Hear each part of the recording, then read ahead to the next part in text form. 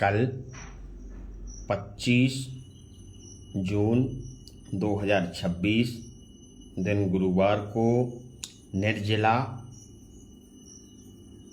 एकादशी व्रत है। कल सभी निर्जला एकादशी का व्रत रखेंगे।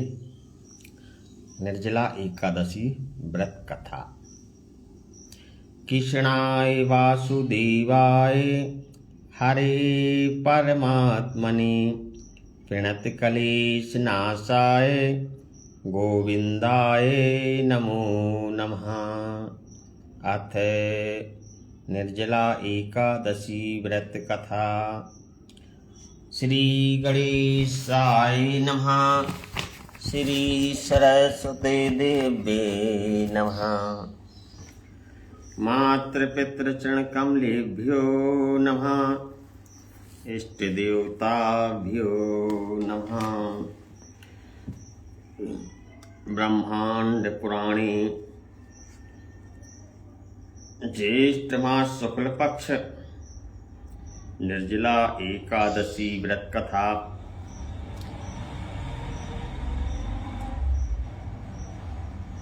अथ ज्येष्ठ शुक्ल एकादशी कथा। भीमसेन उवाच। भीमसेन बोलते हैं, पितामह महाबुद्धे शृणु मे परम वचा। हे पितामह, मेरे परम वचनों को सुनिए। युधिष्ठिरस्य कुंती चा तथा द्रौपदीनंदिनी अर्जुनो नकुलश्च सहदेवस्थितौ च। युधिष्ठिर, कुंती, द्रौपदी और अर्जुन, नकुल, सहदेव एकादश्यां न भुंजन्ति कदाचिदपि सुव्रत। हे सुव्रत, ये सब एकादशी इन एकादशी पर कभी भोजन नहीं करना चाहिए। ते माव्रन्ति वे नित्यं मातुं भुक्षो वृकोदर। अर्थात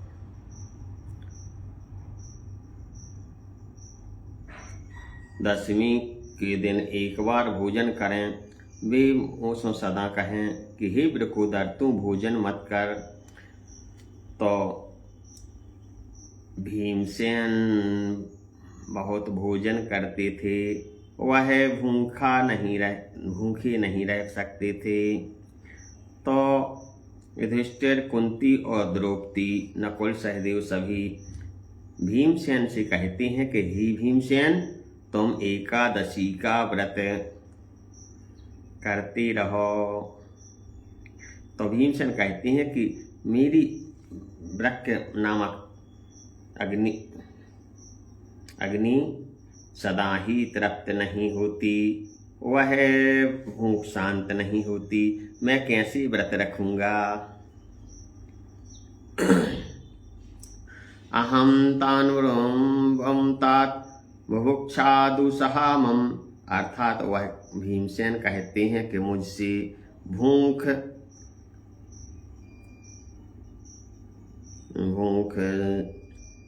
शांत नहीं होती, सदती नहीं है। दानम दास्यामि, मैं दान करूंगा। विधिवत पूजिष्यामि केशवम, और हे केशव, मैं विधिवत दान करके आपका पूजन करूंगा। विनोपासम लभ्येत कथमेकादशी व्रतम। बिना व्रत उपवास के यह व्रत कैसे होगा। हे केशव, आप मुझे बताइए। तो युधिष्ठिर ने कहा कि जनार्दन, अपरा का सारा महात्म्य मैंने सुन लिया। अब ज्येष्ठ शुक्ल पक्ष में जो एकादशी होती है उसका वर्णन कीजिए। भगवान श्री कृष्ण बोले कि हे राजन, इसका वर्णन परम धर्मात्मा सत्यवती नंदन व्यास जी महाराज करेंगे, क्योंकि ये संपूर्ण शास्त्रों के तत्वज्ञ और वेद वेदांगों के पारंगत विद्वान हैं। तो व्यास जी महाराज ने 6 शास्त्र, 18 पुराण, 4 वेद की रचना की। तब वेद व्यास जी कहने लगे, दोनों ही पक्षों की एकादशी को भोजन न करें। द्वादशी को स्नान आदि से पवित्र होकर के फूलों से भगवान केशव अर्थात विष्णु जी, लक्ष्मी नारायण जी की पूजा करें। नित्य कर्म पूरा होने के पश्चात ब्राह्मणों को भोजन देकर के अंत में स्वयं भोजन करें। हे राजन, जनना सोच और मरणा सोच में भी एकादशी को भोजन नहीं करना चाहिए। यदि घर में सूतक पातक भी हो जाता है तब भी एकादशी का उपवास मन से रखना चाहिए। भले ही भगवान को स्पर्श ना करें, पूजा ना करें, लेकिन सूतक काल में भी एकादशी का व्रत कर सकते हैं। यह सुनकर के भीमसेन बोले कि परम बुद्धिमान पितामह, मेरी उत्तम बात को सुनिए। राजा युधिष्ठिर, माता कुंती, द्रौपदी, अर्जुन और सहदेव ये एकादशी को कभी भोजन नहीं करते तथा मुझसे भी यही कहते हैं कि हे भीमसेन, तुम भी एकादशी को ना खाया करो। किंतु मैं इन लोगों से यही कहता हूँ कि मुझसे भूख नहीं सही जाएगी।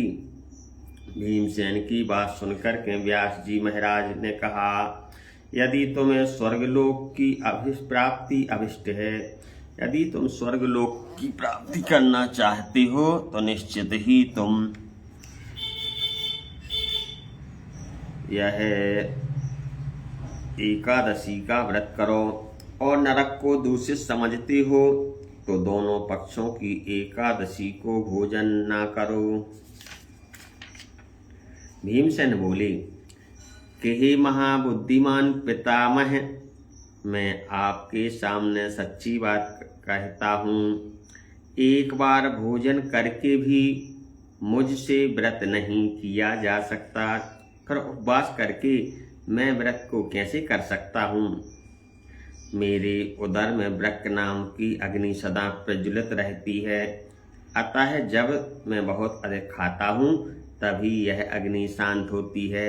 ऐसा भीमसेन कह रहे हैं व्यास जी महाराज से। इसलिए हे महामुनि, मैं वर्ष भर में केवल एक ही व्रत कर सकता हूँ, एक ही उपवास कर सकता हूँ, जिससे स्वर्ग की प्राप्ति सुलभ हो। तो उपवास का मतलब है, उप माने पास में या समीप, वास माने रहना, प्रभु के पास में रहना, भगवान के समीप रहना, यही उपवास का अर्थ है। अर्थात अपने मन को भगवान के चरणों में लगाना, जिससे कि व्रत के करने से मैं कल्याण का भागी बन सकूं। ऐसा कोई उत्तम व्रत निश्चय करके बताइए, मैं उसका यथोचित रूप से पालन करूंगा। व्यास जी महाराज कहते हैं कि हे भीम, ज्येष्ठ मास में सूर्य वृष राशि पर हो या मिथुन राशि पर शुक्ल पक्ष में जो एकादशी हो, उसका यत्न पूर्वक निर्जल व्रत करो। केवल कुल्ला या आचमन के लिए मुख में जल डाल सकते हो। इसको छोड़कर अन्य किसी प्रकार का जल विद्वान पुरुष मुख में ना डाले। एकादशी को सूर्योदय से लेकर दूसरे दिन के सूर्योदय तक मनुष्य जल का त्याग करे, तो तदंतर द्वादशी को निर्मल प्रभात काल में स्नान करके ब्राह्मणों को विधि पूर्वक जल और स्वर्ण का दान करे। इस प्रकार सब कार्य पूरा करके जितेंद्रिय पुरुष ब्राह्मणों के साथ भोजन करे और वर्ष भर में जितनी एकादशियां होती हैं उन सब का फल निर्जला एकादशी के सेवन से मनुष्य प्राप्त कर लेता है। तो निर्जला एकादशी का व्रत करने से सभी वर्ष भर की एकादशी की व्रत का फल मिल जाता है, इसमें तनिक भी संदेह नहीं है। शंख चक्र गदा और धारण करने वाले भगवान केशव ने भीमसेन कहते हैं मुझसे कहा कि यदि मानव सबको छोड़ करके एकमात्र मेरी शरण मानो भगवान विष्णु जी की शरण में आ जाए तो एकादशी को निराहार रहे तो वह अंत में शरीर त्याग करता है तो सब पापों से छूट करके अंत में वैकुंठ जाता है। एकादशी व्रत करने वाले पुरुष के पास विशालकाय विकराल आकृति और काले रंग वाले दंड पासधारी भयंकर यमदूत नहीं जाते। तो यम के दूत डरते हैं भक्त से, केवल भगवान के भक्त से ही डरते हैं।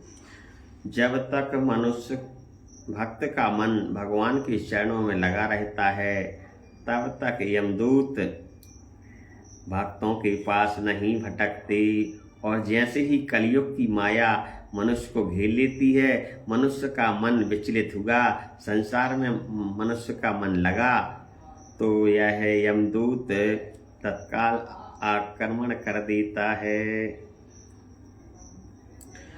अंतकाल में पीताम्बरधारी सौम्य स्वभाव वाले, हाथ में सुदर्शन चक्र धारण करने वाले और मन के समान वेगशाली विष्णुदूत आकर के इस वैष्णव पुरुष को भगवान विष्णु के धाम ले जाते हैं। अतः निर्जला एकादशी को पूर्ण यत्न करके उपवास करना चाहिए। जितनी शक्ति उतनी भक्ति। और जो शरीर से रोगी हैं, बीमार हैं, उनके लिए छूट है, वह जलपान कर सकते हैं। तुम भी सब पापों की शांति के लिए यत्न के साथ उपवास और श्री हरि का पूजन करो। स्त्री हो या पुरुष, यदि उसने मेरु पर्वत के बराबर भी उसने अनजाने में पाप किया है तो वह भी भस्म हो जाता है।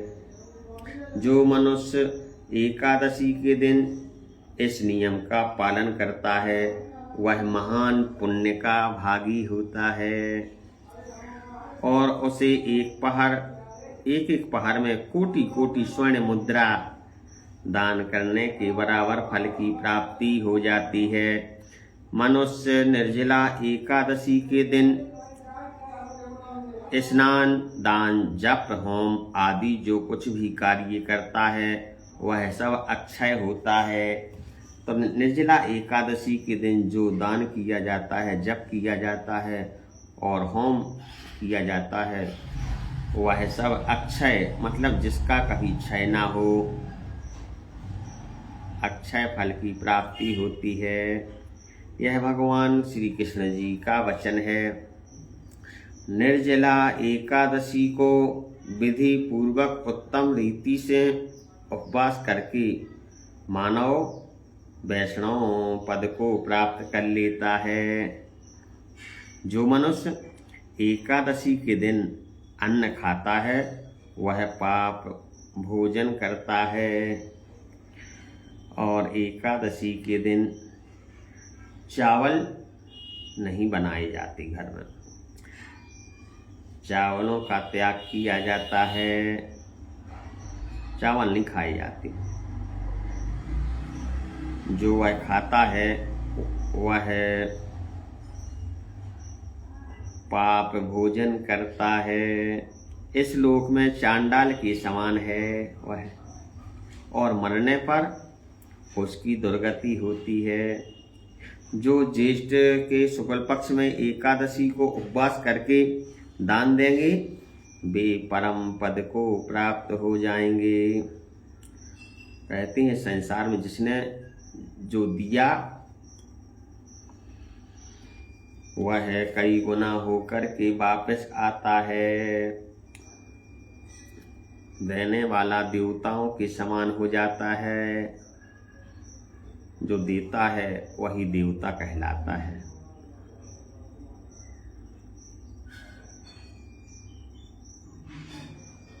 और एकादशी, जिन्होंने एकादशी को उपवास किया है वे शराबी, चोर, गुरुद्रोही होने पर भी सब पापों से मुक्त हो जाते हैं। अर्थात अनजाने के किए हुए पाप नष्ट होते हैं, जानबूझकर किए गए षड्यंत्र का नहीं। हे कुंती नंदन, निर्जला एकादशी के दिन श्रद्धालु स्त्री पुरुषों के लिए जो विशेष दान और कर्तव्य विहित हैं उसे सुनो। उस दिन जल में स्नान करने वाले भगवान विष्णु जी का पूजन करें। कल निर्जला एकादशी के दिन भगवान विष्णु जी का पूजन करें। जलमयी धेनु का दान करें।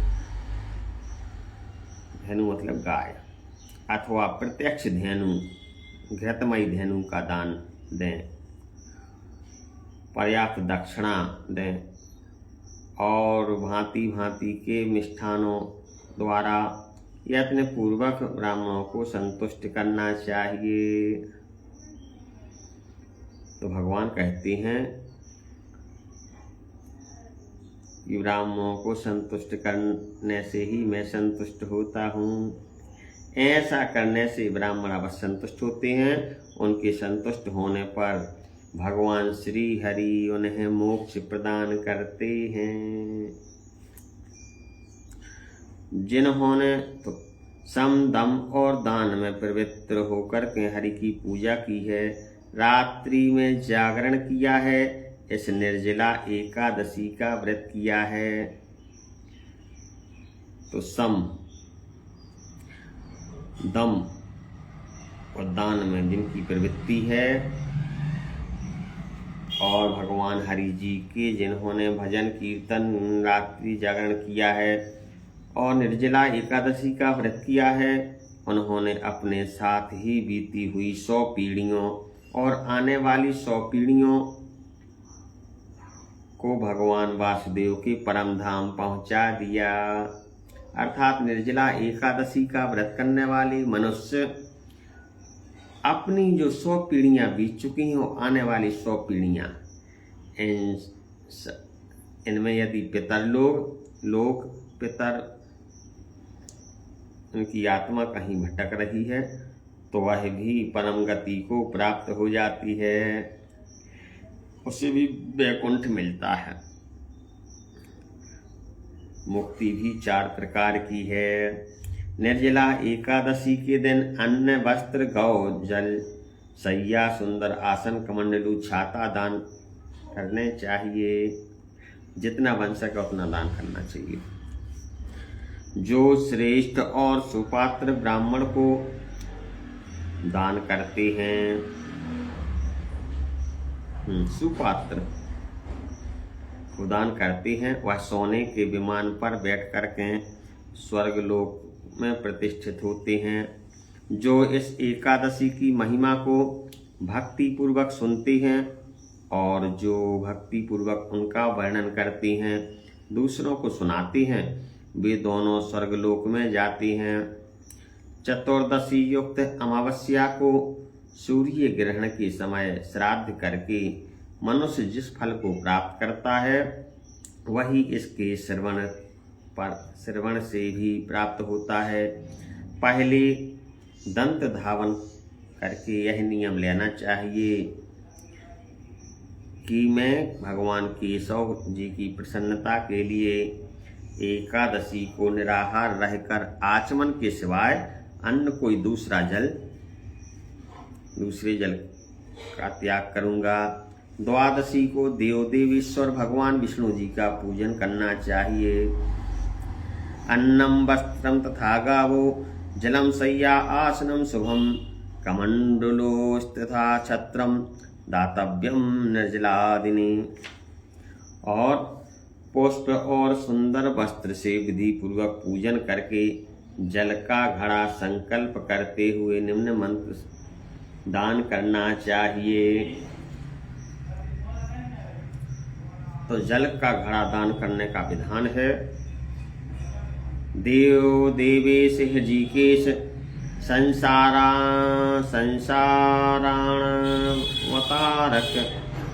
उदकुंभ प्रदानेन नयमा परमां गतिम। संसार सागर से तारने वाले देव हृजिकेश, इस जल की घड़ी का दान करने से आप मुझे परम गति प्राप्त कराइए। भीमसेन बोले, ज्येष्ठ में मास में शुक्ल पक्ष की जो शुभ एकादशी होती है उसका निर्जल व्रत करना चाहिए तथा उस दिन श्रेष्ठ ब्राह्मणों को शक्कर के साथ जल की घड़ी का दान देना चाहिए। ऐसा करने से मनुष्य भगवान विष्णु के समीप पहुंच करके आनंद का अनुभव करता है। तत्पश्चात द्वादशी माने 12 को ब्राह्मण भोजन कराने से के बाद स्वयं भोजन करें। जो इस प्रकार पूर्ण रूप से पापनाशिनी एकादशी का व्रत करते हैं वह सब पापों से मुक्त होकर के अनामय पद को वैकुंठ धाम को प्राप्त करते हैं।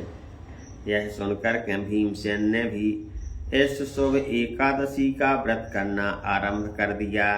तब से यह लोक में पांडव द्वादशी के नाम से विख्यात हुई। इसलिए इस एकादशी का नाम भीमसेनी एकादशी पड़ा। बोली वृंदावन बिहारी लाल की जय हो।